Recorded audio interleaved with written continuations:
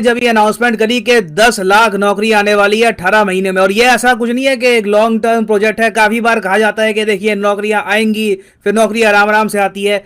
यहां पर सरकार पहली बार कह रही है कि मिशन मोड में हम नौकरियां लेके आएंगे।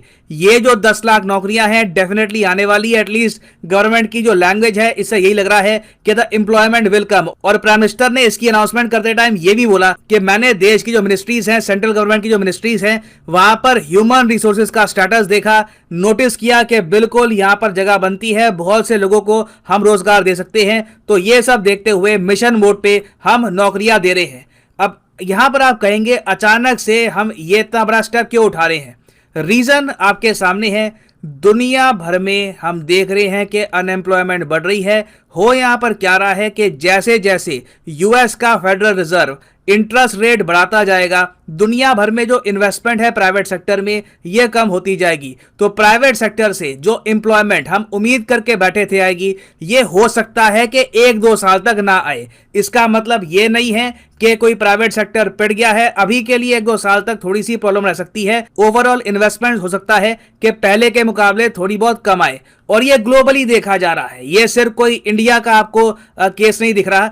ग्लोबली आप अगर देखो तो इंटरनेशनल लेबर ऑर्गेनाइजेशन ने यह कहा था कि 207 मिलियन अनएम्प्लॉयड यूथ हैं, और इसको लेकर यूनाइटेड नेशंस अलग से काफी बार कह चुका है कि दुनिया भर में जो यूथ है यहां पर इनको रोजगार नहीं मिल रहा। यूएस में आप देख लो, यूएस में अनएम्प्लॉयमेंट रेट धीरे धीरे बढ़ता जा रहा है। वहां पे अगर नौकरियां हैं भी तो क्वालिटी नौकरियां नहीं है। एक टाइम पे यूएसए जो होता था लैंड ऑफ अपॉर्चुनिटी, वो अपॉर्चुनिटी यूएस में इतनी आपको मिलेगी नहीं। और फिर इंडिया में भी आप अगर देखें तो अनएम्प्लॉयमेंट रेट धीरे धीरे बढ़ता जा रहा था। इसके पीछे बहुत से कारण है, मगर ओवरऑल बताया जाता है आज के समय कि इंडिया में जो अर्बन एरिया है यहां पर अनएम्प्लॉयमेंट रेट है 7.8% और रूरल इंडिया में अनएम्प्लॉयमेंट रेट है 7%। मगर ये जो आंकड़े हैं रियल पिक्चर नहीं बताते। आप स्टेट वाइज देखोगे तो पता लगेगा कि कई जगह तो हालत पाकिस्तान जैसी हो रखी है। अब फॉर एग्जांपल हरियाणा को आप अगर देखो, ये आपके सामने मैं डेटा दे रहा हूं CMIE का, ये अनएम्प्लॉयमेंट रेट प्रॉपरली फॉलो करते हैं इंडिया में।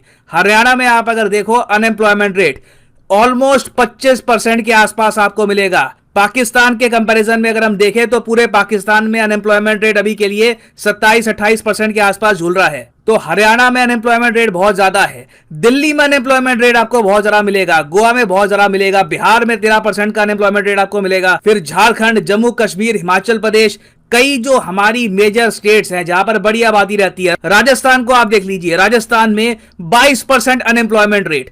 तो कई जो बड़ी आबादी वाली हमारी स्टेट्स हैं वहां पर रोजगार की कमी महसूस की जा रही है। ऑलरेडी स्टेट गवर्नमेंट्स ने, जो यूनियन टेरिटरीज की गवर्नमेंट है, उन्होंने लोकल लेवल पर भी खुद की स्कीम शुरू कर दी है। फॉर एग्जांपल दिल्ली गवर्नमेंट ने रिसेंटली ये कहा था कि इनका बजट होगा रोजगार बजट। इनका टारगेट है कि 2 मिलियन मतलब कि 20 लाख नौकरियां ये क्रिएट करेंगे आने वाले 5 सालों में। तो ऐसे वेरियस स्टेट्स इंडिया में कोशिश कर रही हैं कि रोजगार अपने लेवल पे ये इंक्रीज करे। केंद्र सरकार के हाथ में यहां पर क्या है? यूपीएससी की वैकेंसी, एसएससी की वैकेंसी, रेलवे की वैकेंसी, और ऑफ कोर्स कुछ और जो यहाँ पे विभाग है, एनटीपीसी हो गया, सरकारी बैंक हो गए। तो यहाँ पर मोस्ट प्रॉब्ली सरकार रोजगार बढ़ाने वाली है। पिछले 5 साल में आप अगर देखो तो एसएससी ने एडवर्टाइज करी है 1,85,734 वैकेंसीज, और इसमें से 1,74,744 लोगों को नौकरी मिली है। अब इसके कंपैरिजन में आप अगर सोच कर देखो, पिछले 5 सालों में एसएससी यूपीएससी ने मिलाकर जितना टोटल वैकेंसी निकाली थी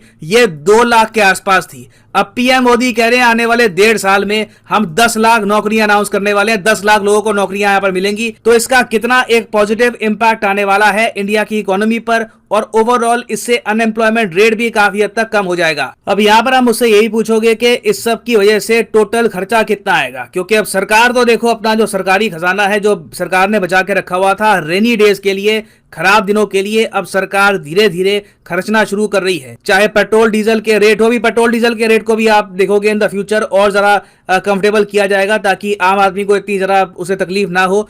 तो एक तो पेट्रोल डीजल के रेट, फिर अनएम्प्लॉयमेंट, यहां पर सरकार धीरे धीरे खुद का पैसा खर्च करके लोगों को रोजगार देगी।